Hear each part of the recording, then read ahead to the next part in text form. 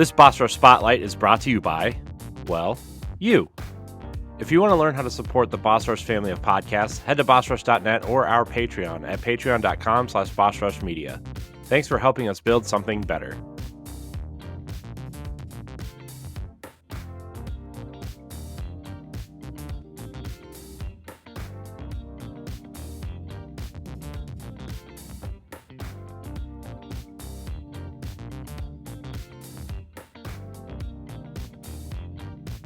Hello, everybody. Welcome back to the Boss Rush Podcast, a great place to play games and be better. I'm one of your hosts, Corey Dirrig, and alongside me for this Spotlight episode is PK Power, Pat Klein.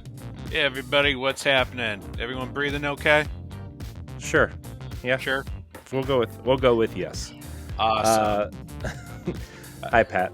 Hey, I'm right now in like a highly dangerous air quality area. Probably the highest in anywhere in the world right now.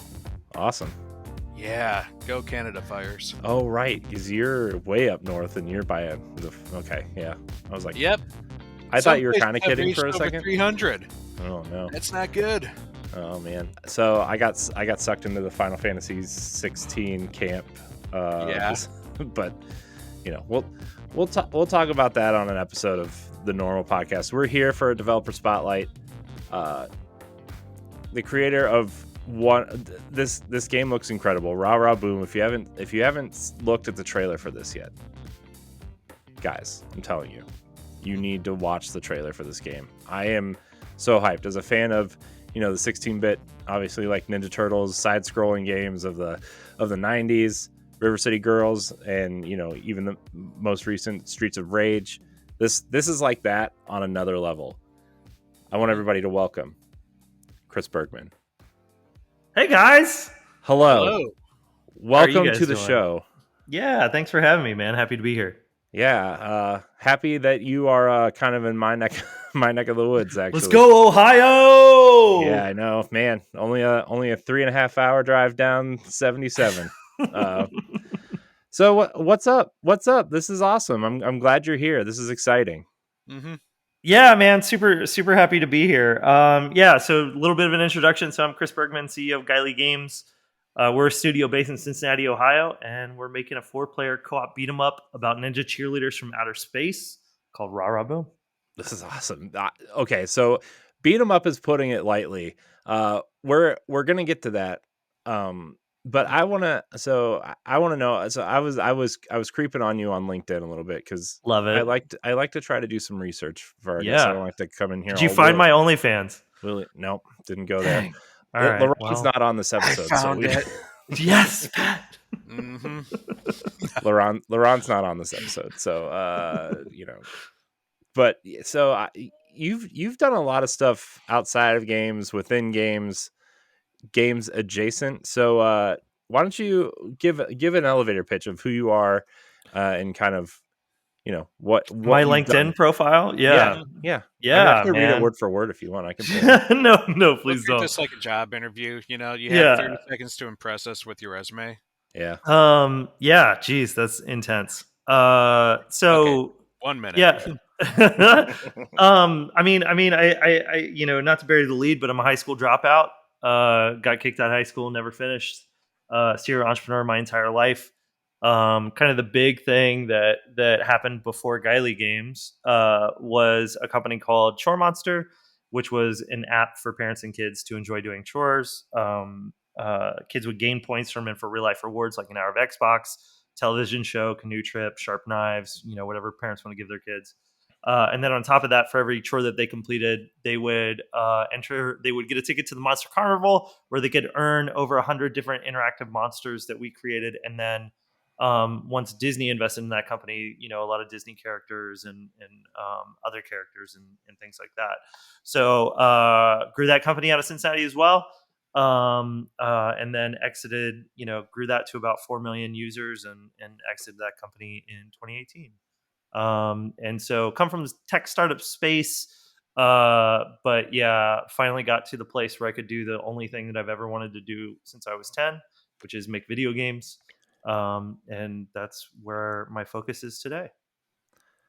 That's awesome. Yeah. I mean, I think I think it's really cool that you have pursued a lot of interesting things, especially like something I've always wanted to do is make a game, but I don't think I don't know if I have the capacity to learn all that, man. So we talked to some humble onion who released Smushy Come Home the other day, and he taught himself Unity for like 6 months. He just sat and worked on Unity.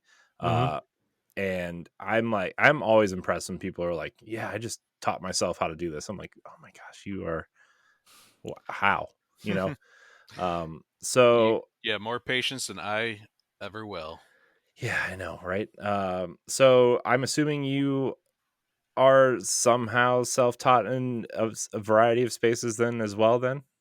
Yeah, I mean, definitely self-taught in a bunch of different places. I mean, for me, it's much more the creative side and the design side, more Mhm. than the actual engineering side. So I think the other thing that's really important to have as a skill set as a CEO of a studio is the ability to raise money and find capital and build a team of excellent, insanely talented people.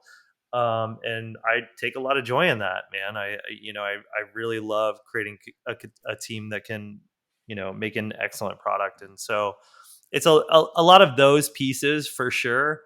And my partner Denver Colson, he's an engineer. He went to NYU Game Center. He got his master's there. Worked studied under Frank Lance and Bennett Foddy, and just like sort of like literally the most artsy game designers on the planet. Brilliant guys. And so he's the one that's definitely doing all of our code. I can't take that credit for me. I mean, you could. Nothing stopping you here. Otto would be upset. Yeah, that's fair.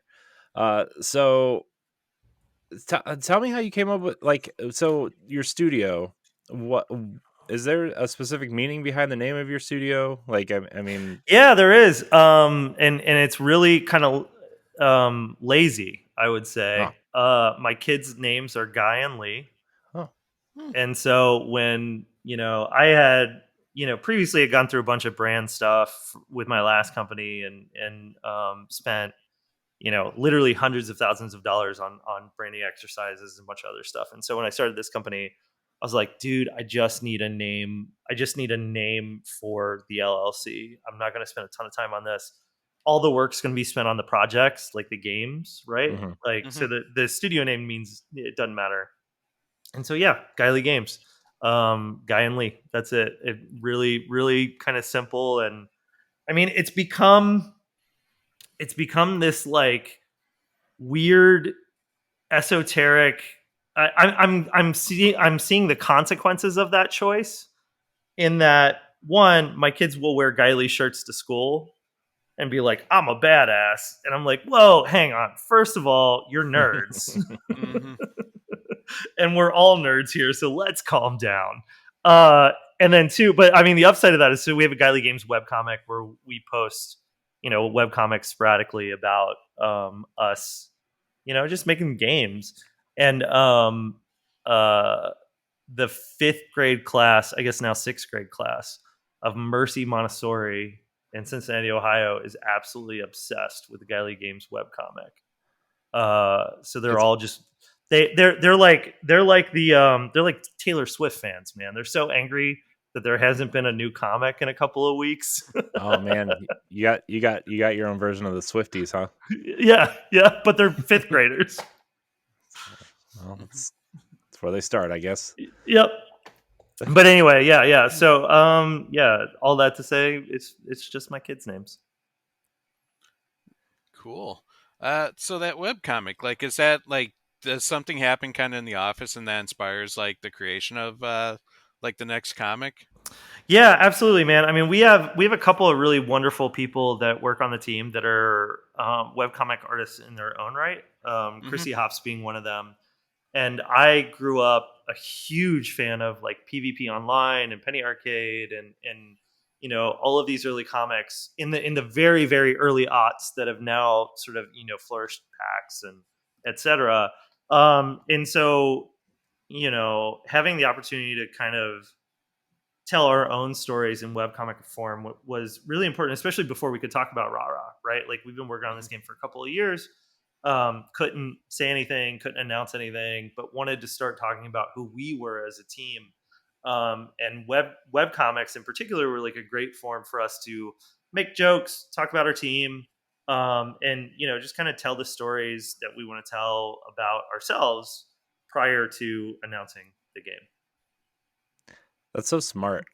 I'm actually like, it's not something you really think about when you go to other studios' websites or anything or whatever. But like, I'm now shocked that more people don't do that. That's amazing.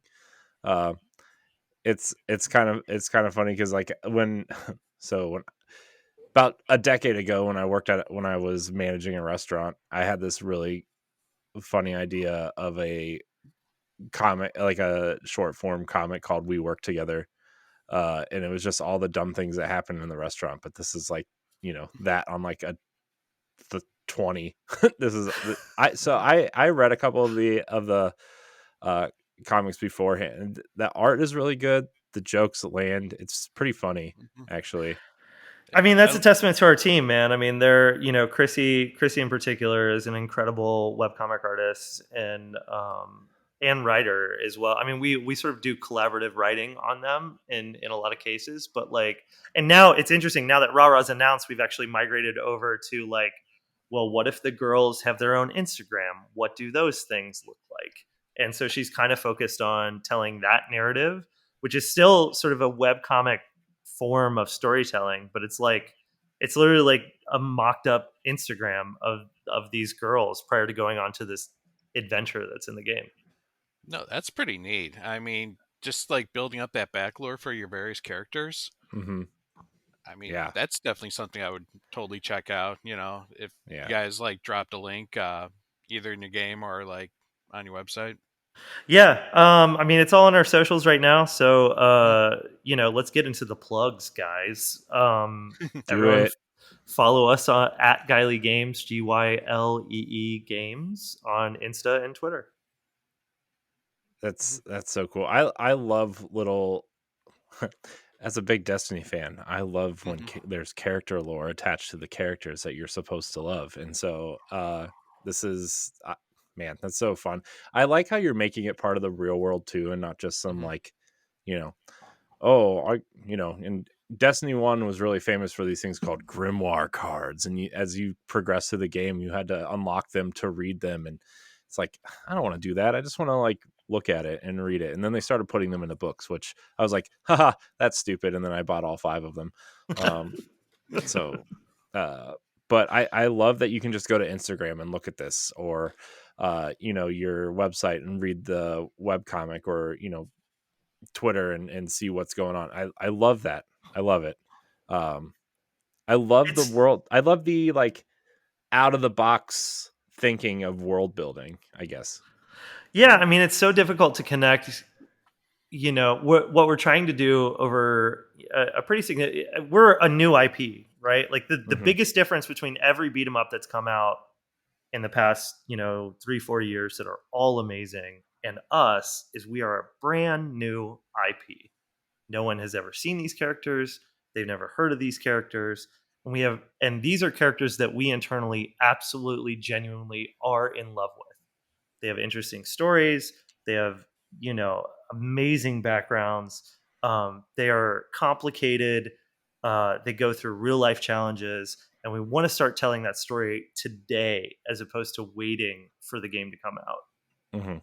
It gets people excited. I mean, if they know, like, if they like the characters and they know enough about them before the game comes out, that's smart. That's so smart. Instead of waiting, like, I feel like everything has to be this connected universe now. And like, everybody's like, oh, we're working on the first game, but it's going to be 3 games and a 12-issue comic line and anime series on Netflix. It's like, no, like I understand, like you want your game to succeed and you have all these plans, but like, I think what you're doing is way smarter than that, right? And like, honestly, I think this would probably make a really cool Netflix cartoon at some point or something, right? Like, just by watching the trailers and the art style and everything. I think it would really fit that way. But like, I think what you're doing is super smart in that way, and like not only building their universe, but putting your own personality behind, especially like the early parts of the comic on your website and stuff.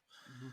Super. I'm Well, jealous. Actually, we're such a small team. We're an incredibly small team, right? And so we don't have a ton of resources. And so then it becomes like, okay, what are the tools that are at our disposal to tell these stories, right? And like, it may be just like a one Instagram post, but it will tell, the story of an afternoon of these girls together, right? Like, so we're trying to leverage all the tools that are at our disposal within sort of the resources that we have available. That's it. It's there's I think boundaries create creativity in a lot of ways, right? And this is one of those ways where that's happening. Now, what was the inspiration for this idea behind Rah Rah Boom? Like, when someone says I'm going to create a game, the first thing that does not come to my mind is teenage ninja cheerleading aliens. Why not? That's the first thing that comes to my mind. It's like the second or third thing, but it's not the first thing. Yeah. So I mean, it's been a long process. So I love the phonetics of Rah Rah Boom. Mm-hmm. So I bought that URL in 2008. Oh wow! I've held on to that domain. I'm like one of those weird domain collectors. I have a couple hundred at this point, right? Oh, I was gonna say I do too, but I have like 8. Still counts, yeah. But with a bunch of different projects or phonetics, and so Rah Rah Boom just is a phonetic sort of action statement was really interesting to me. And then I also grew up in the arcades in the 90s. I got kicked out of my I would skip school to go play Marvel vs. Capcom 2 at the arcade. I would then absolutely get my ass kicked at Marvel vs. Capcom 2 in the arcade. And so, you have to wait your turn to play another round. And so during that time, I would go play Simpsons or X-Men or Ninja Turtles or these co-op arcade beat 'em ups. The classics. And that's where I would really make friends. I'm not a particularly competitive person. And so, it was difficult. I can't roast anybody. I'm so bad at roast because like fighting games, it's all about like shit talking, right? And I was bad at that. I was awful at that. But I'd go play X-Men or Ninja Turtles or whatever, and like just hop into somebody else's game, and then we'd start. It was our form of sort of like the golf game now, right? Where the game's much more about sitting in the golf cart than it is actually playing golf. And so co-op games were that for me. Co-op beat 'em ups in particular were that for me, where I would be able to have a conversation with these people in the arcades in the 90s and then become friends with them. Like that is where friendship sort of started for me. Because in the 90s, right? Like if you had a Game Pro, you were a weirdo in high school. I mean, and so that's where I found sort of my tribe was in beat 'em ups. And so, it was always really, really important to me to have an opinion and a take on a beat 'em up in the beat 'em up genre at some point, and make that game. And then Rah Rah Boom sat in my head for 10, 11, 12 years. And I'm like, well, what is a Rah Rah Boom? It's like, well, it's cheerleaders that blow shit up. I mean, it's pretty obvious. And so that those two things sort of converged into the game that we're creating right now. That's so cool. I remember, man, countless hours trying to play Ninja Turtles, like the arcade game, and Yeah. like I remember the first time I saw the 6-player X-Men cabinet, I was like, oh my gosh, you can play 6 players on this? Because some of the smaller arcades only have the 4-player cabinet or whatever, and it's like, oh yeah, my gosh. The 2 screens that and then there was definitely like a line in the middle of the screen, but who cared? Yeah, I mean, at the time we didn't know better. Who cares? 6 Yep. players. Oh, it was amazing. And then you had to come home to your Genesis and play Hyperstone Heist with 2 people. I'm like, oh, gross. Nowadays, when you hover around a 6-player cabinet, Some of us are kind of big, and it gets a little tight down there. Yeah. Yeah. It's or like Killer isn't Killer Queen 10? Right? Like, do you guys it's know 10 or the 12, Killer? I think. Yeah. Yeah. That cabinet gets real tight. Yeah. Man. Yeah. Remember when they tried to put that on Switch and thought that was a good idea? Oh man. I never played it. I've only played it in its arcade form. So Yeah. its purest form. Yeah, I never played it on Switch, but We at an Extra Life event, we literally tried to sync it up to get all 10 players. That was like super impossible to do. It had to take like 2 switches, multiple controllers all synced up, and it's like getting them to sync up to the right switch, and it was a hassle. I don't recommend it. yeah. Stick with 4. Shout out Arcade Legacy in Cincinnati, who does have a Killer Queen cab, and it was great. Yeah, our Chuck E. Cheese does not have a Killer Queen. So they do have a Halo sit-down Halo. Oh yeah, I've played that. That's really fun, actually. Yeah. Yeah, my nephews were really into it. It was pretty cool. They also have that Flappy Bird machine. Man, slap. Oh my gosh. So what games inspired this game? I mean, I know we kind of talked a little bit about the 90s side-scrolling beat 'em ups. So is there anything more recent that you kind of like, oh, that's cool from this game, or these abilities are cool? Yeah, I'll tell you guys a story, man. I mean, we were a year and a half in development on this game. We had about 6 or 7 people working on it, which I'll get there.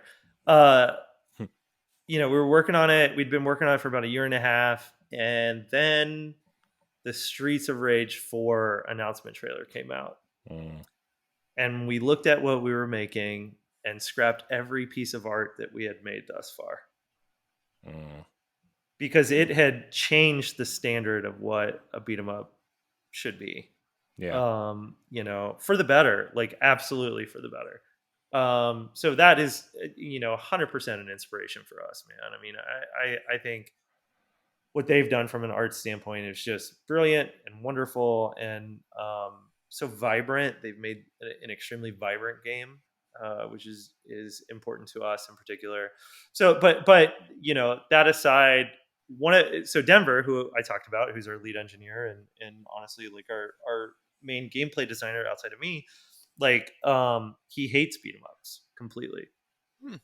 And so it's really fun when your co-lead hates the genre that you're making, because then it's about, okay, how do we make a beat 'em up that people who dislike beat 'em ups will really, really enjoy? And RPG system. which we definitely have some elements of that for sure. We have a progression system in the game, absolutely, but like also make it a run and gun as well. Yes. And so for us, like our 3 pillars of the game are fast, frenetic, and fabulous. So like if you have 4 players playing at the same time, it is absolute and utter chaos, and it's the most fun. We wanted to make a game like our inspirations outside of beat 'em up genres in general is like Lisa Frank, Trapper Keepers, like 90s ridiculousness, right? Saturday morning cartoons. That is what our art inspiration was in a lot of ways. So cool, man. I love the aesthetic of this game. I'm watching the trailer again right now just because it's so cool. So how would you define the aesthetic of the game? I'm curious to hear. Oh man, I mean, Saturday morning cartoons definitely. I would say more like maybe late 90s, early 2000s kind of Saturday morning cartoon. Definitely less Cartoon Network, which is in a great way.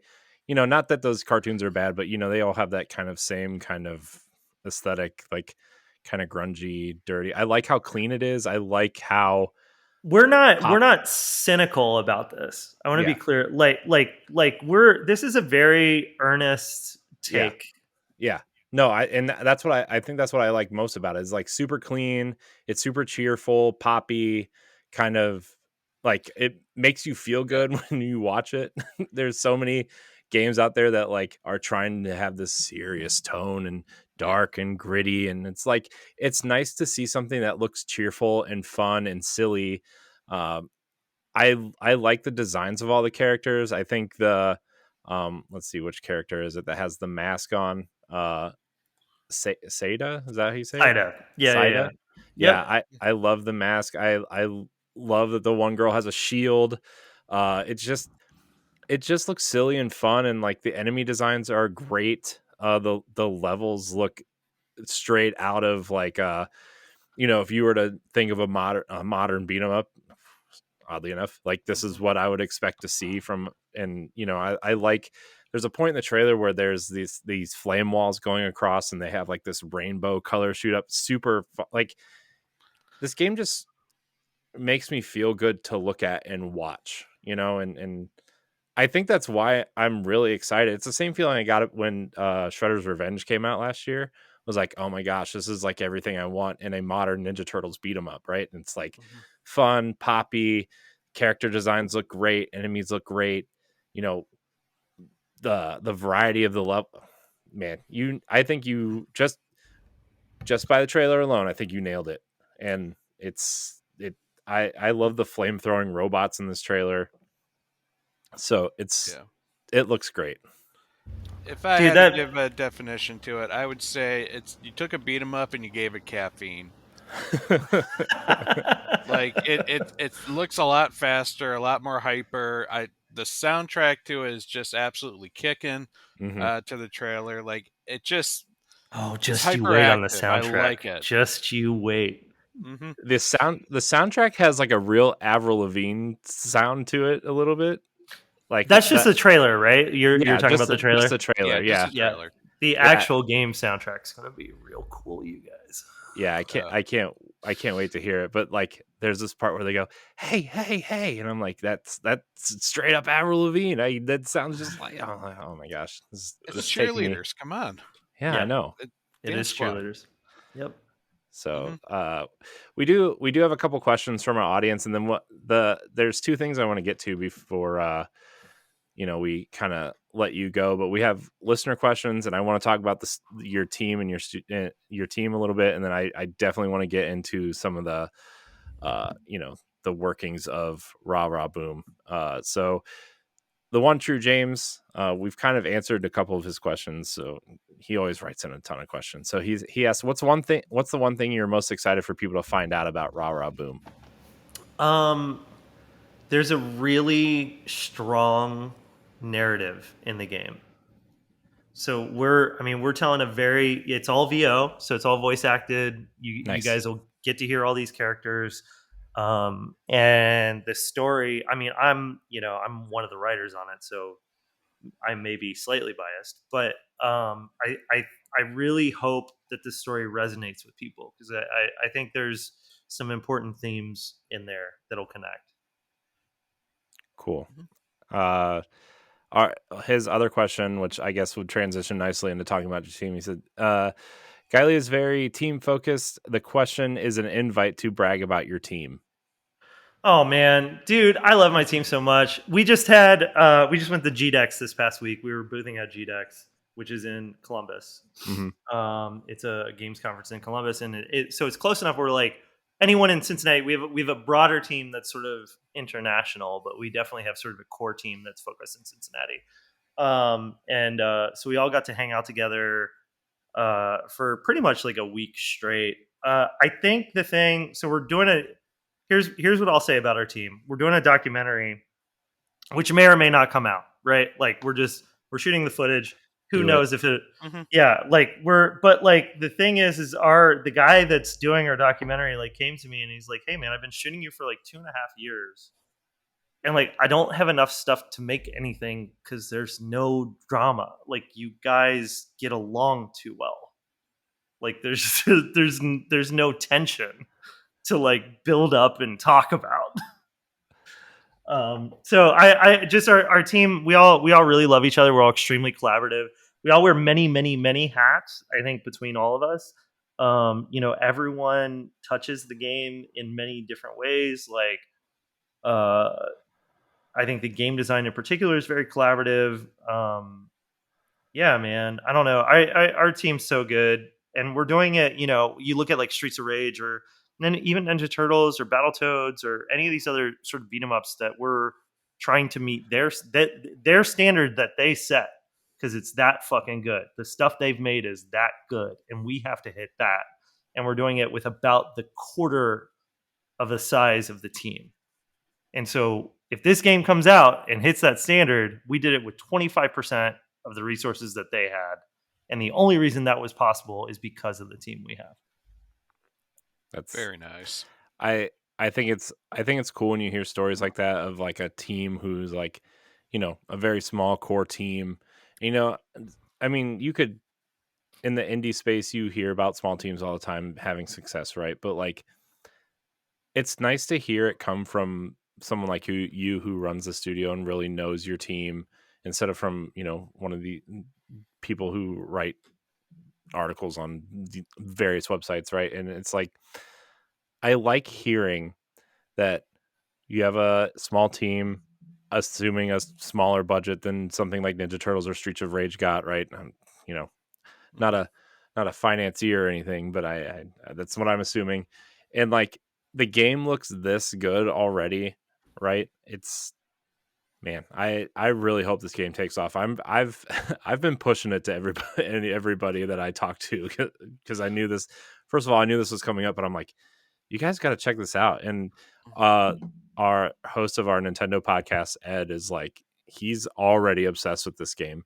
He loves arcade classics, anything Nintendo related or arcade classic related, like, he's all about. And he was talking to me today about it. He's like, oh man, I wish I didn't have to work tonight. I would have come talk to him too. And I'm like, yeah, I know, man, this would have been the episode to have him on. But yeah, this is, I really do hope this game takes off, because it's super cool.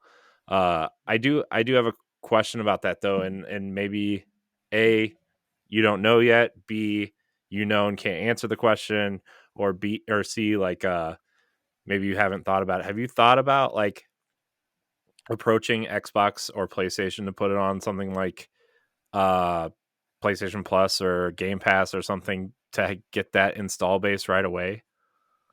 No comment. Okay. Got it. Okay.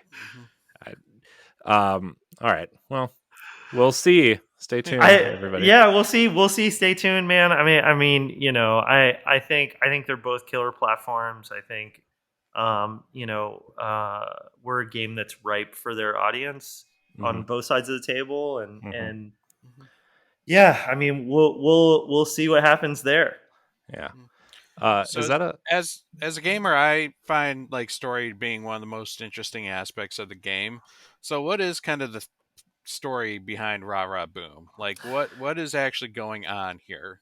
Yeah, so I don't want to spoil too much. But so essentially the really short version is 20 years before the game starts.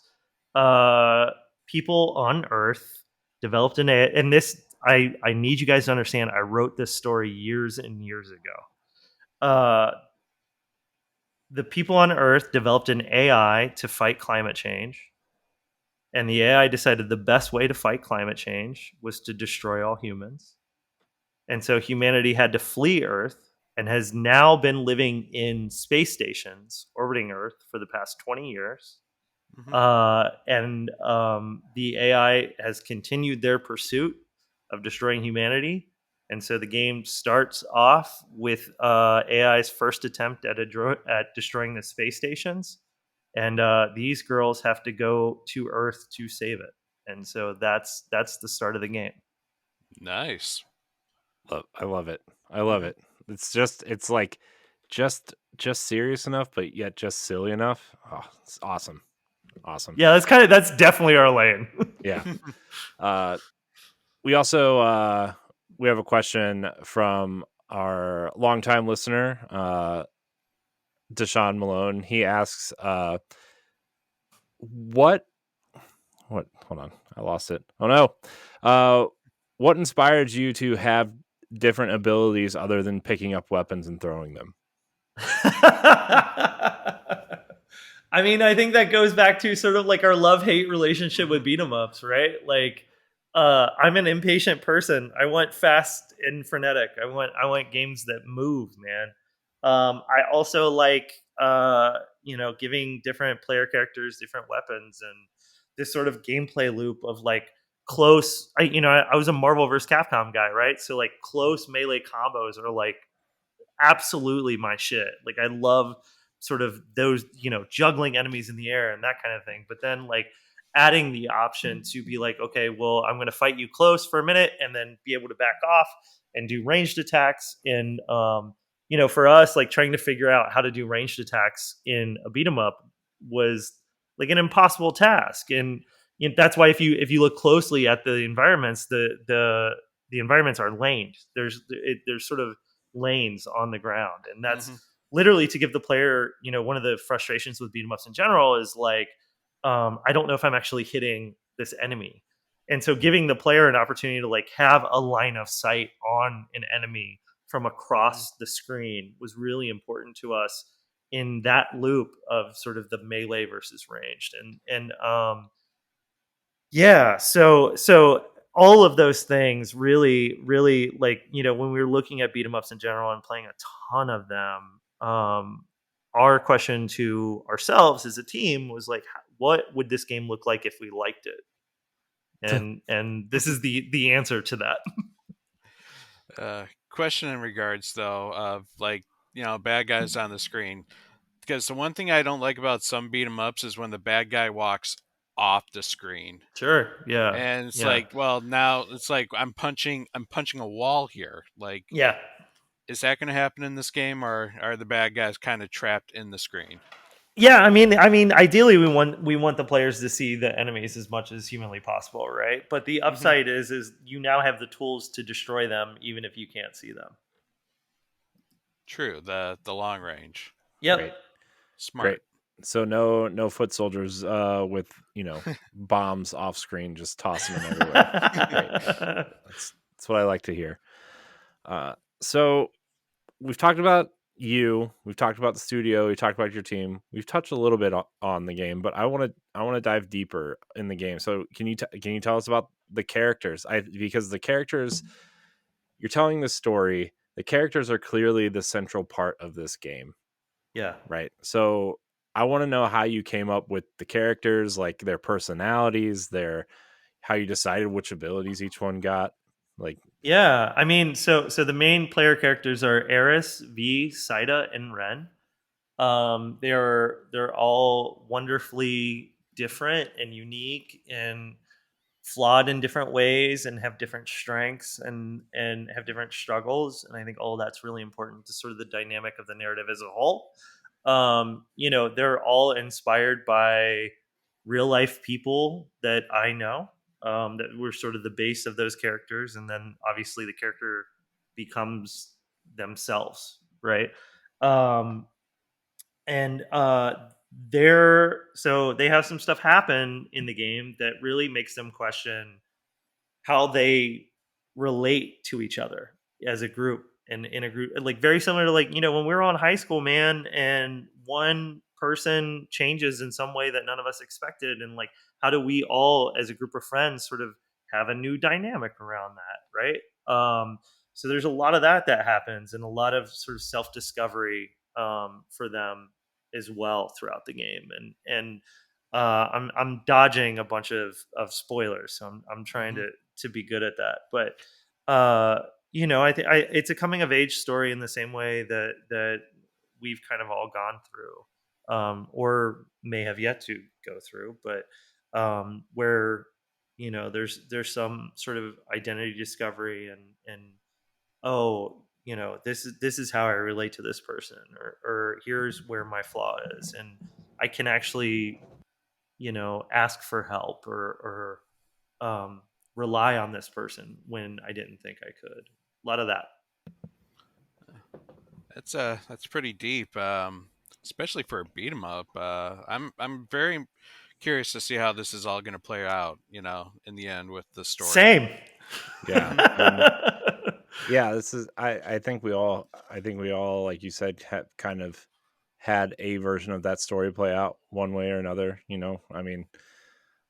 grew up in the '90s. Being into video games wasn't exactly the cool thing, right? Right. Hmm.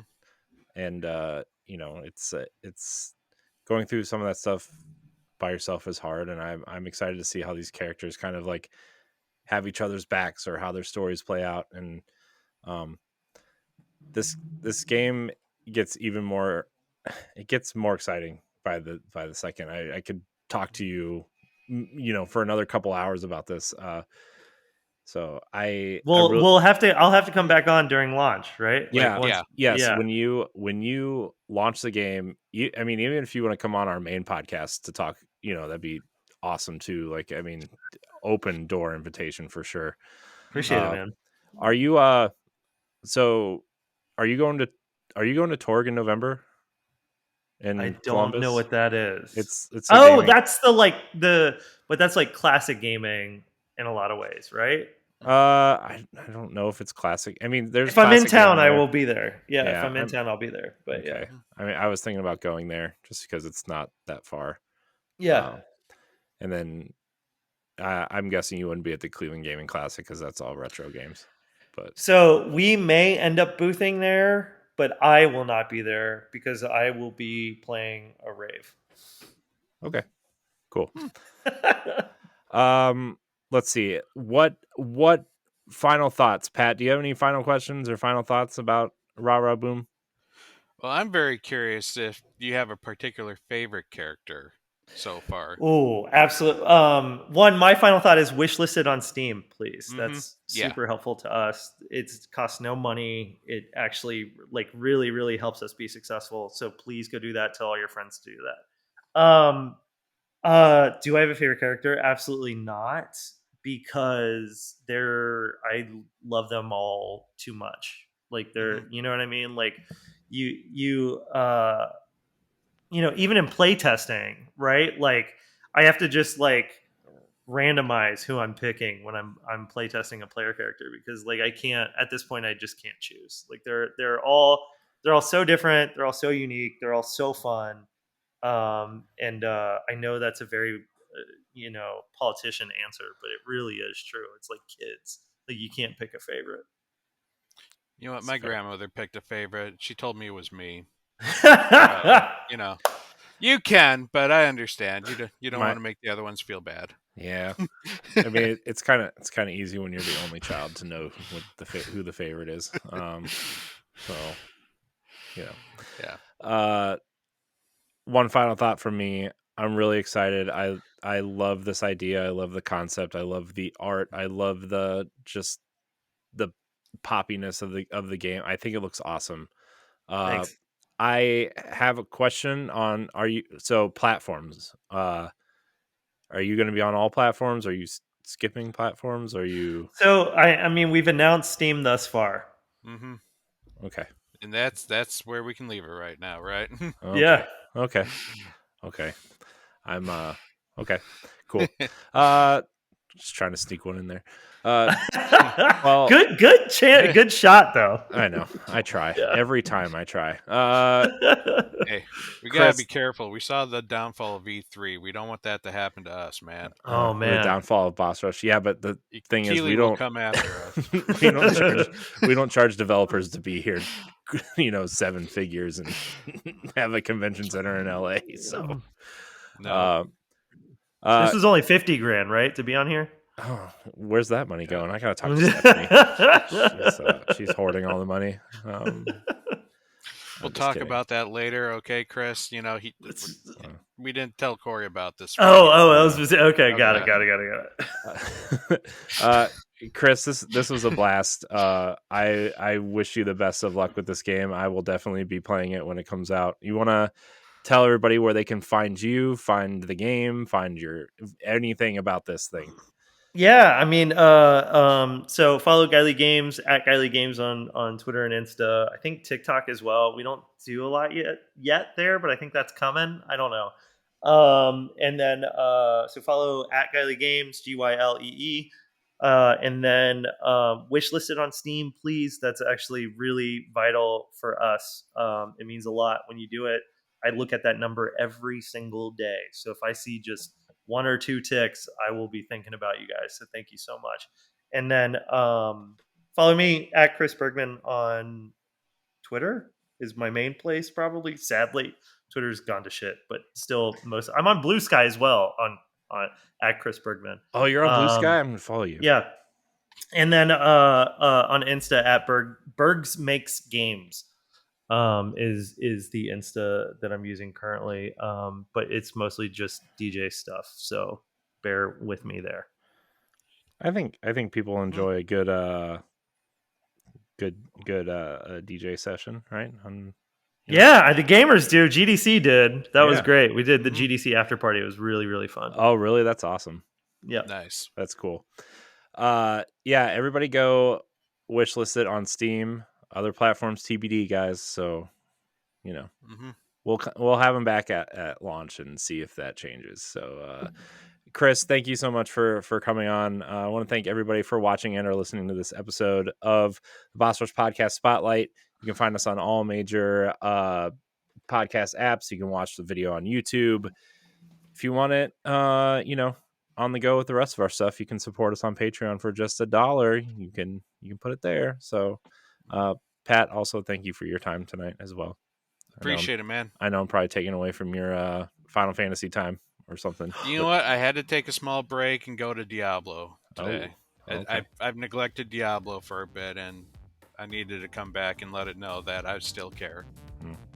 Man, Final Fantasy 16. Yeah. Oh, man. All right. That's it. Thank you guys so much for watching and or listening. Until next time, we love you. Goodbye. Bye.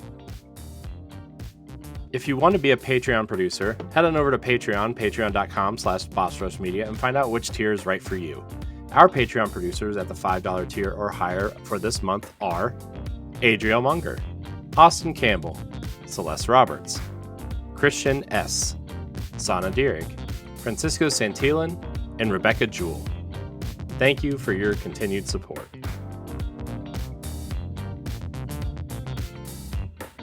The Boss Rush Podcast is a product of Boss Rush Media, LLC, and is recorded from our headquarters in Akron, Ohio. This show is produced, written, and directed by me, Corey Dirrig. My co-hosts are Stephanie Glimov, LaRon Dawkins, and Edward Varnell. You can find Stephanie at Klimov_author on Twitter and Instagram, as well as on the EXPcast.